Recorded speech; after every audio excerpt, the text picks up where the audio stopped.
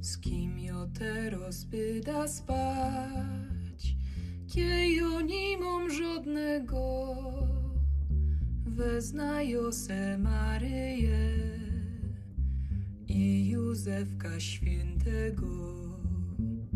Z jednej strony Maryja, z drugiej strony Pan Jezus, a anieli wokoło Józefka Świętego.